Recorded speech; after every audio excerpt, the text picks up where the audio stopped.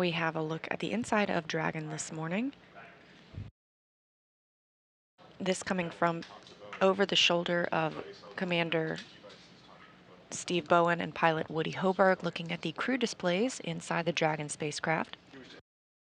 Dragon is an autonomous spacecraft and can fly on its own, and these crew members will be able to monitor its flight and can take control of the spacecraft if needed.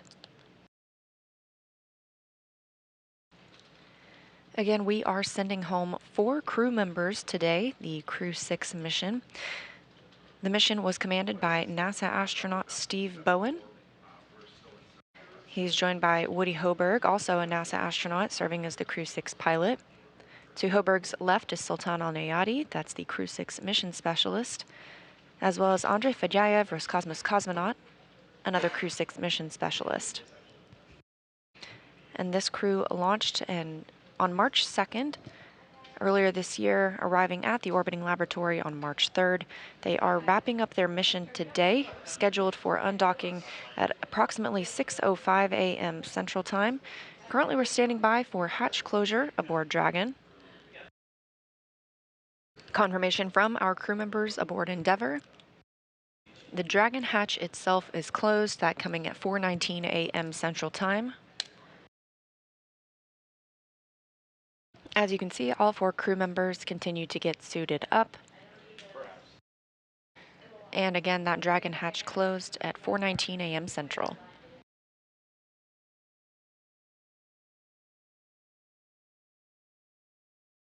Our crew members on Crew 6, NASA astronauts Steve Bowen, Woody Hoberg, United Arab Emirates astronaut Sultan Al-Nayati and Roscosmos cosmonaut Andrei Fedyaev, preparing to return home after 184 days aboard the orbiting laboratory. Dragon, we had successful intercom checks. That's 5.2 and 4.010. It's Sunday, September 3rd, here at SpaceX headquarters in Hawthorne, California. We expect Dragon to push away from the space station at 4:05 a.m. Pacific, 7:05 a.m. Eastern with our Crew 6 astronauts. The crew is currently suited up and in the Dragon, and the station hatches are sealed and in preparation for departure. Standing by for undock burns 1 and 2.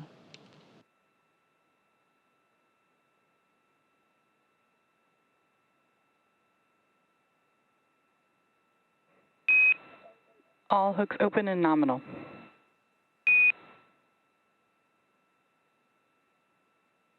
Copy, see the same.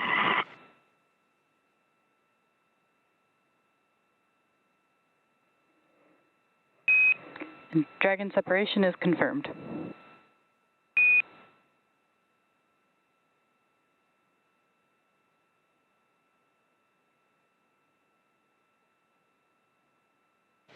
At 6:05 a.m. Central Time, and after 184 days on the International Space Station, Dragon has departed the orbiting laboratory, traveling 256 statute miles over the Pacific Ocean.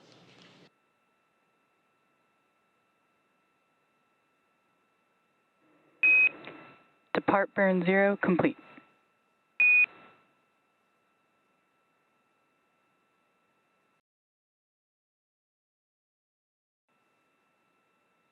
And with the successful undocking, again, that coming at 6:05 a.m. Central Time, right on time, Dragon, Endeavour, and Crew 6 begin their journey back to Earth.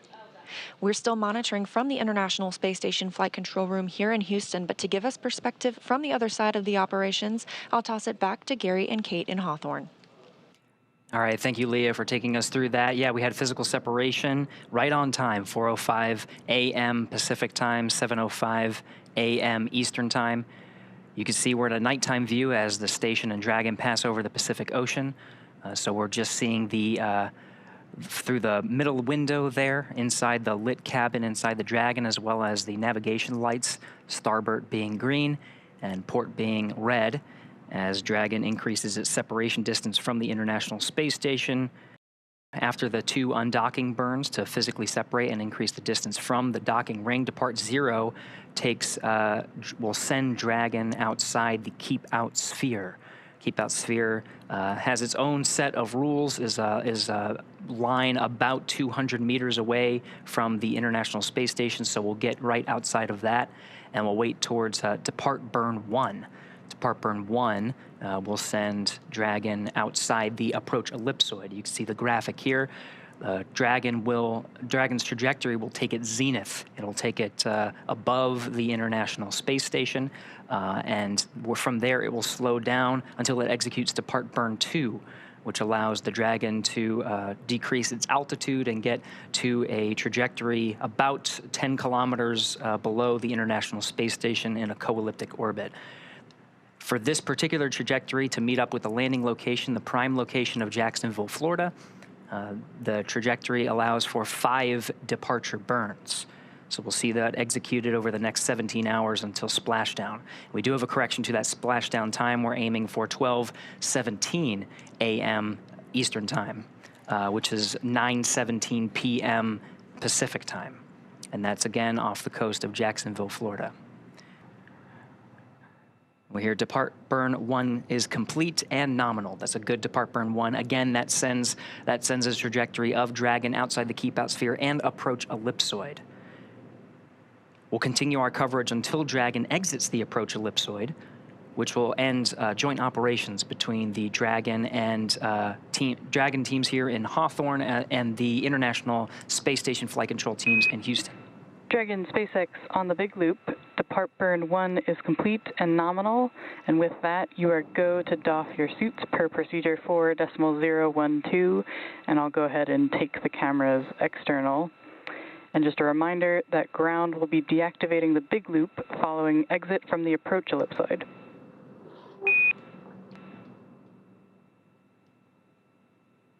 Copies moving into suit bouncing. Thank you for the cameras. And thank you, ISS. It's been an amazing 6 months. It's Crew 7 and 69 Soyuz. Continue Expedition 69 and into 70. Enjoy your visit, and we'll talk to you back on Earth. And Dragon Station, we copy. We're going to miss you guys, but it's good to see you go and get back to your families. Great job on the mission. Godspeed, and we'll see you splashing down safely here in about 17 hours. Great job. So again, the crew has doffed their suits. It allows a little bit more comfort as they begin their journey, which will take more than 17 hours from the time of undocking to the time they actually touch down in the Atlantic coast.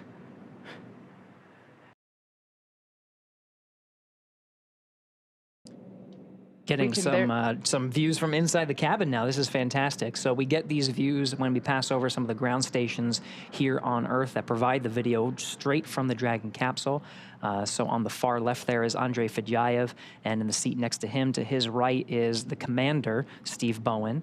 To his right is the pilot, Woody Hoberg. And then on the far side of the capsule from this view that you're seeing is Emirati astronaut Sultan Al-Niyati.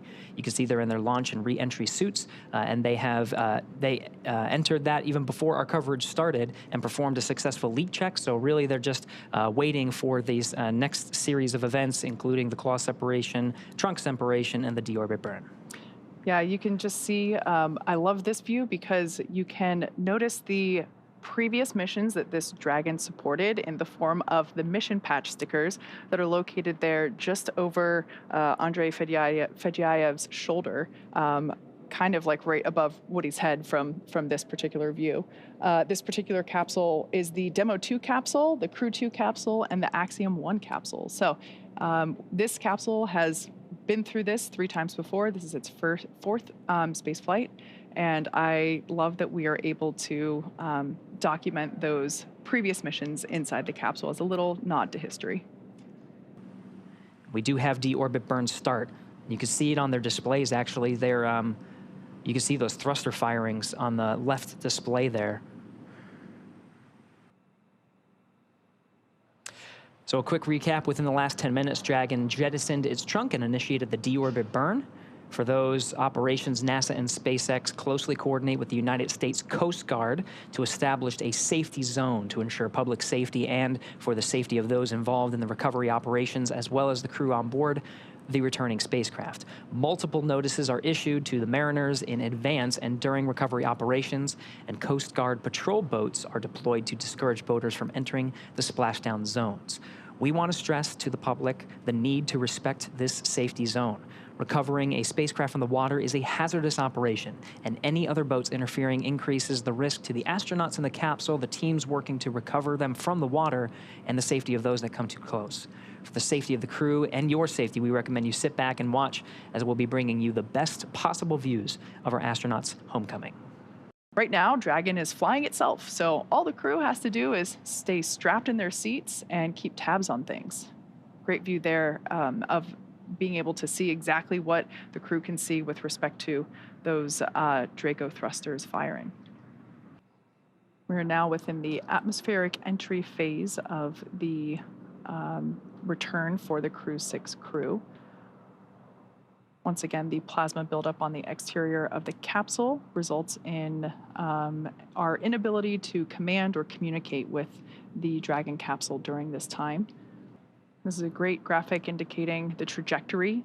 This is an ascending trajectory that Dragon is taking. So as Gary just said, over the Gulf of Mexico, across the Yucatan Peninsula of Mexico. So if you're tuning in from Central Florida, head outside right now, look up, because this looks like our first live view from the WB-57. That's right. This is a high altitude aircraft that has thermal imaging, so we're able to get some of those views of the Dragon vehicle in the middle of its entry interface. Again, we're about 4 minutes in. We have a tally-ho on the vehicle from the WB-57. And actually maybe about 5 minutes in at this point. So maybe a little bit more than 2 minutes. Again, there's some variation in the predicted 7-minute time period. It's not exact. We might hear a little early, a little later. There's that streak I was just mentioning. That's a live view, not thermal. This is heading towards the Atlantic coast of near Jacksonville, Florida. So a beautiful view, such a striking visual that we have for these nighttime splashdowns. Recovery teams are in position off the coast of Jacksonville, Florida. And we are still targeting our expected splashdown time of 9:17 p.m. Pacific, 12:17 a.m. Eastern. We only have about a minute and some change of this blackout period anticipated. And again, there's some variation on when we can hear from the crew. So what you're seeing on your... Dragon, SpaceX, comm check. So at this point, we're going to hear SpaceX Core begin to hail. As Gary said, this blackout period is estimated. So we're now beginning to reach out to the crew to see if we've regained that communications capability. Dragon, SpaceX, comm check. What you're seeing on your screen now is a live view of the thermal cam on the WB-57. SpaceX Dragon, And we hear Crew 6 from inside the cabin on the back end of the blackout. Copy, Dragon. We see a healthy flight computer. Expect automated chute deployment. SpaceX Dragon, copy.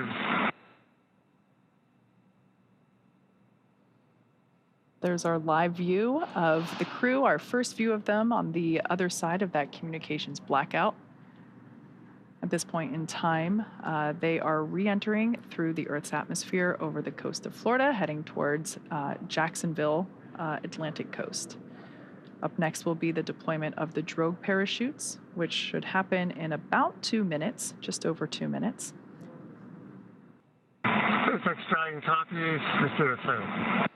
All right, so that call out, just letting the crew know that they can expect to have the initial parachute deployment, that is the drogue parachutes, and that those typically deploy about 18,000 feet. At that point in time, the capsule is going around 350 miles per hour. When the drogues are deployed, they're traveling around 350 miles per hour. At the time that the main parachutes are deployed, just seconds later, they'll be going around 120 miles per hour. Drogue pyros have fired, and we have good confirmation of drogue shoots. 2 drogues. It's a view from inside the parachute bucket.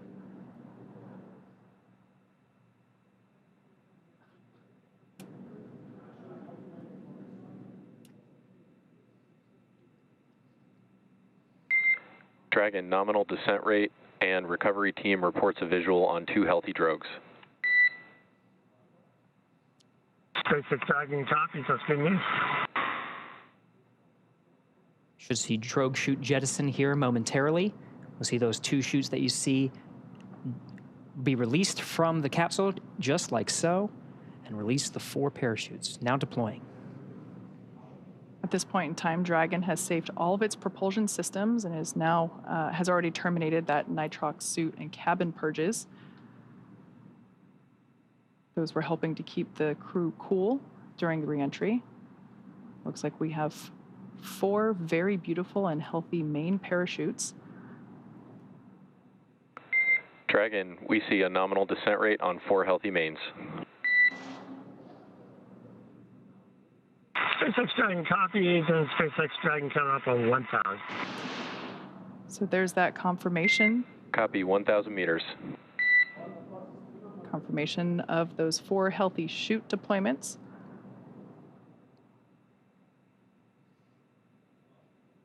Now standing by for splashdown.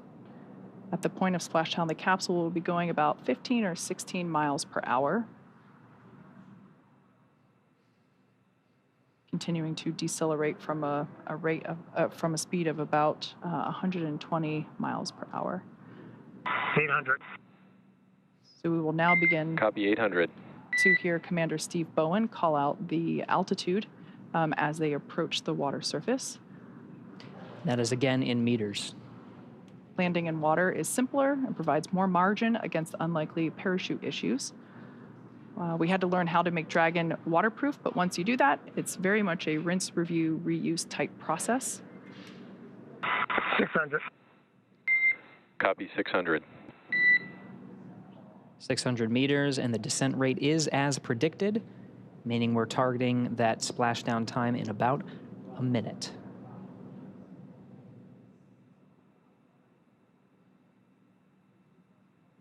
Live view of Dragon Endeavour with the Crew 6 team members on board, being held up by 4 beautiful main parachutes. Dragon, we see 400.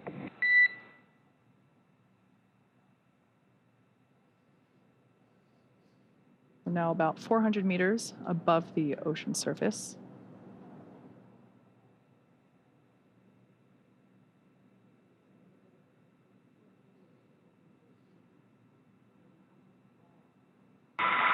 SpaceX Dragon 200 braced for splashdown. Copy, braced for splashdown.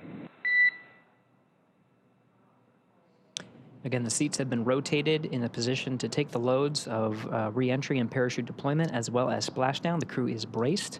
We are inside 100 meters.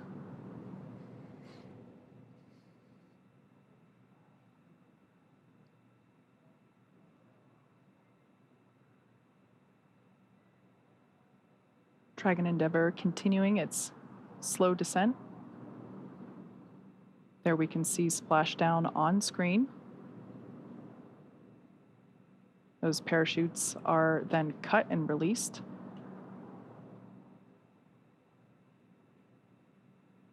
Dragon Endeavour has now returned home. NASA astronauts Steve Bowen, Woody Hoberg, Sultan Al-Nayati, and Andrei Fedyaev. SpaceX Dragon splashdown. We are in water rough riding. Copy, splashdown, and we see main chutes cut. After a 17-hour return journey from space, Crew 6 is home.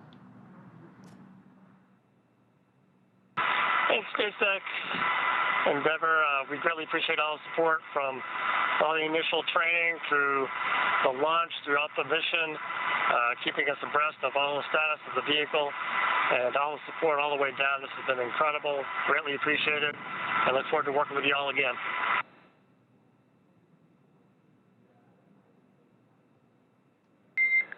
Copy all, and you've got a room full of happy people here. We've got some systems to verify safe before we give the boats a go to approach. I'll be back with you on that topic in a minute. SpaceX Dragon copies. We'll just enjoy the wallowing here.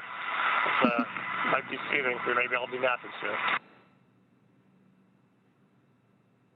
We do have a Public Affairs Officer on Recovery Vessel Megan, Courtney Beasley, who is standing by and watching the operations unfold and providing some coverage from there. Courtney, can you hear us? Gary, I have you loud and clear. How do you hear me? Loud and clear. Courtney, we were very jealous, and we were talking a lot, Kate and I, about the views of Dragon's re-entry through the atmosphere and the plasma trail and the landing, of course, in the Atlantic Ocean. I can't imagine a person who had a better view than you. From your perspective on Recovery Vessel Megan, how was that landing? Gary, it was absolutely beautiful. We were about 1.5 nautical miles away from the landing zone, and we had a great view from the front of the ship. We were actually able to track the spacecraft. Starting when it broke the horizon, we heard the sonic boom loud and clear and tracked the spacecraft all the way down through splashdown. Dragon, SpaceX, There's something hypergol beautiful sweeps, about a and nighttime unfired ordnance splashdown. checks The nominal. only thing lighting Rigging the sky is up in tonight progress, was the moon, the and it's stars, approximately and Crew 25 6 minutes returning until back home capsule to Earth. lift. We did just hear a call out indicating that the sniff checks were successful, so the close approach team now has the green light to begin climbing on board the Dragon capsule, so we should see the recovery continue along. But I want to hear more from Courtney with her bird's eye, or with her live action view. That's right. Yeah. Back to you, Courtney. We just wanted to pause for some of those communications with the crew and just follow along on the action here. But really want to understand what it's like there. You got some beautiful views. We are seeing, some of the seas. I think that we're tracking about. We're tracking sea states and wind, and we were talking about weather quite a bit leading up to today's landing. From your perspective, how is the weather out there?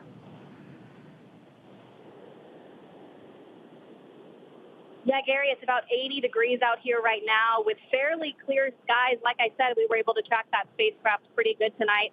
About 9-mile-an-hour winds out of the east.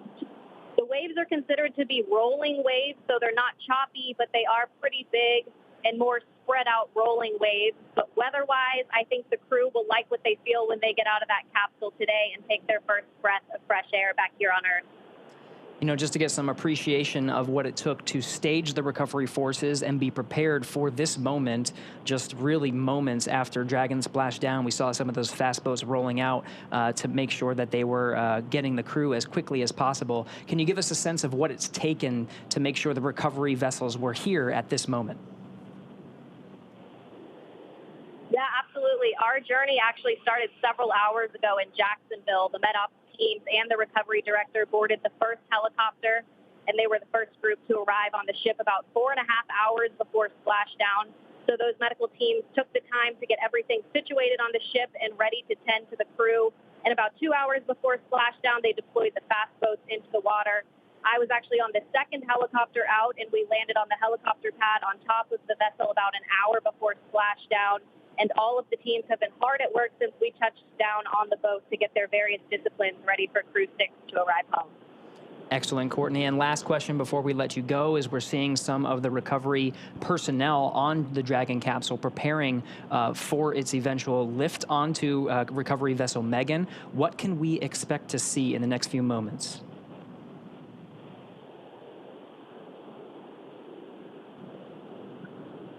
Yeah, Gary, so once the crew is out Copy. We of also the have you capsule, 5x5. they'll be Boats are working on you over to the and med rigging bay, up the where vehicle. the crew will I'll get back them to you checked out closer by to their capsule medical lift. teams, and we'll have the opportunity to take those spacesuits off and get comfortable back here on Earth. And then, of course, they'll run through those medical checks. They'll get back on the helicopter and head back to the airport where they'll board their plane back to Houston to begin their post-flight period. You're probably getting a better view than I am right now, so I'll let you walk through that. But back here on the ship, once the crew is off, they're not the only ones returning from space today. we'll actually stay here a little longer with the cargo teams since there was International Space Station cargo returned on this flight. So once we get back to the airport, the cargo teams will begin doing cargo processing, taking photos of all of the articles that were included in the cargo, and they will pack all of that into box trucks that will take them back to various NASA centers. But Gary, an overall beautiful splashdown tonight, and I hope it was the same for you back in Hawthorne. Absolutely, Courtney. We've been getting some fantastic views. Thank you so much for that report. That was Courtney Beasley out on the recovery ship, providing live coverage from the landing site just off the coast of Jacksonville. We're back in the action now, seeing some of the views from the recovery vessel and the recovery operations team, including helicopters, fast boats, jet skis, and of course, we're getting views from some of the ships that are standing by waiting to actually pull Dragon out of the water. So at this point in time, the Dragon capsule has safed all of its systems. Mission Control did a systems check to make sure that that was true and accurate. They gave the fast approach teams the green light to approach and begin the rigging process, which is what we are now seeing underway. Additionally, they have recovered the parachutes from the water. So those were, we were able to see those being dragged onto a boat. And what we have now is there's one individual that we see kind of like a spider monkey crawling all around the capsule and attaching the necessary rigging, the straps. These are what will help to stabilize and lift the Dragon capsule out of the water and onto the recovery vessel. For tonight's operations, we are using our Atlantic Coast recovery vessel, Megan, and we, hopefully in probably like 30-ish minutes from now, it kind of varies depending on the sea states, which, as we can see, a little bit more waves than some other missions, but still well within the limits for recovery, really probably unfazing to the individuals that are out here doing the work as they train extensively for these operations, whether it's daytime or nighttime. That is the actual, the Dragon's Nest that we will be lifting the Dragon capsule onto. The lifting mechanism, it's kind of hard to tell right now, but that almost house-like structure over the end of the aft end of the boat will actuate downward, and then the straps will be used to lift the Dragon capsule, and then the whole thing will actuate back into the orientation that we see it here to help secure, or to place it and to secure the Dragon capsule in that nest. Dragon now in the air, the hydraulic lift being activated, and will be utilized to center Dragon on the nest there at the aft end of the vessel. I love this view because you can see the state of the heat shield. It did such incredible work during atmospheric reentry.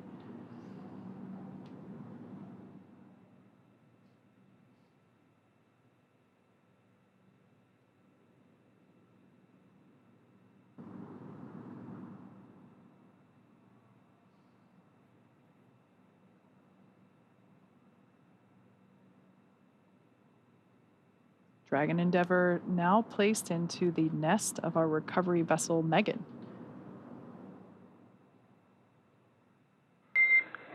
Dragon, I'm noticing the cabin lights are off. I'm wondering if you had them off specifically for re-entry. SpaceX Dragon, we did, and you turned them on us. We're enjoying the nice calm lighting. What are you starting to back off again? Good. We're enjoying the lighting. We have to see what's going on outside this way. No worries on the lighting. Fine with the lights off. I'm imagining your re-entry was pretty amazing. Side hatch opening should be any minute now, and I think that's about it for me working with you all tonight. It's great to see you back. Steve, Woody, Sultan, Andre, happy to have you back home safe. And we're happy to be back, and we look forward to catching up with you again real soon. Take care. See, the recovery team is open and waving to the crew. First humans that the Crew 6 has seen on the ground in 6 months. Looks like we got some fist bump action, thumbs up. Seems like the crew is in pretty good spirits after their journey back home. We're not getting audio, but I am getting reports that on the recovery ship there was a big round of applause from all the recovery team on recovery vessel Megan as soon as that side hatch opened for the crew, congratulating them on a successful mission and successful return home. NASA astronaut Steve Bowen, the first to exit the Dragon spacecraft. I think I see a big smile on his face. Helped up by the recovery teams.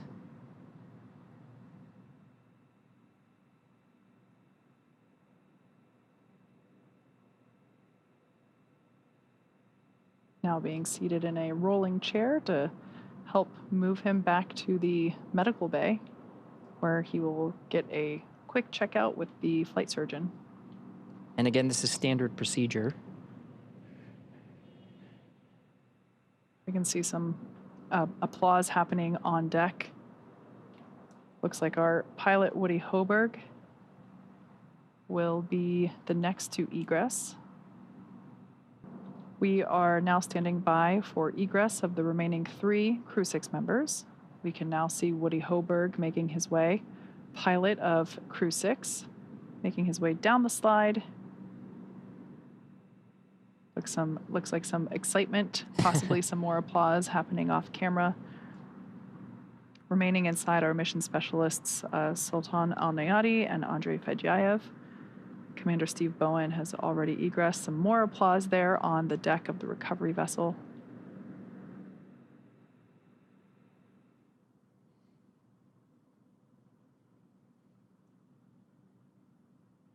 There's Roscosmos cosmonaut Andrei Fedyayev being assisted by the recovery teams onto the rolling chair. He'll also be positioned over to the medical facilities. Last remaining crew member inside Dragon Endeavour now is Emirati astronaut Sultan Al-Nayati, completing 186 days in space. Got some happy waves there from Andre. More applause. So once again, nominal operations are to assist all crew members to the medical bay. The return to gravity can be pretty jarring on the human body, so we slide them down a little Dragon fun slide, assist them into the wheeled chair, and roll them over to the medical bay. And just like that, the 4th crew member, 1 hour exactly on the nose since splashdown, has now egressed from Dragon Endeavour. Looks like smiles and waves and applause all around. All right. All 4 crew members have egressed Dragon successfully. So now that Steve, Woody, Sultan, and Andre are safely back home on Earth and getting checked out by the NASA medical teams and, of course, the international teams, we're going to wrap up our live coverage of their return. This all kicked off on March 2nd, 2023 from historic Launch Pad 39A at the Kennedy Space Center in Florida. After a successful liftoff and separation from Falcon 9, Steve, Woody, Sultan, and Andre made a 25-hour flight on board Dragon to the International Space Station. Since arriving at the station, they spent nearly 6 months as members of Expedition 68 and 69, executing science experiments, spacewalks, and repairs while aboard the orbiting laboratory, actually more than 6 months. That's right. And their journey home began about 18 hours ago on September 3rd when they closed the hatch to Dragon and undocked from the space station at 4:05 p.m. Pacific time. Then, after 5 successful departure burns and a phasing burn to line up their orbit, Steve, Woody, Sultan, and Andre rested for a few hours before waking up to prepare for re-entry this morning. We jettisoned Dragon's trunk and performed our final on-orbit maneuver, the 16-minute-long deorbit burn, at 8:24 p.m. Pacific time, 3:24 GMT, and that is what put Dragon on its path home to Earth. The spacecraft re-entered the Earth's atmosphere and slowed its descent with successful deployments of 2 drogue parachutes, followed by 4 main parachutes, and with final splashdown occurring off the coast of Florida near Jacksonville at 9:17 p.m. Pacific time, 4:17 GMT. Following that successful splashdown, we saw the SpaceX recovery experts move in really quickly and prepare Dragon Endeavour for its lift onto the recovery vessel. And just almost exactly an hour following splashdown, we saw Steve, Woody, Sultan, and Andre make their way out of Dragon and into the recovery ship's medical facilities, safe and sound. So after the medical facilities and medical checks, they'll catch a helicopter flight back to shore where they'll transfer to the aircraft that will take them home. Steve, Woody, Sultan, and Andre will take a NASA plane for the short flight back to Houston, and later Andre will fly back to Russia and Sultan to the UAE. They'll be reunited with families to bring an end to the mission. It's been an honor and a privilege to share their journey with all of you as we continue in this new era of human spaceflight.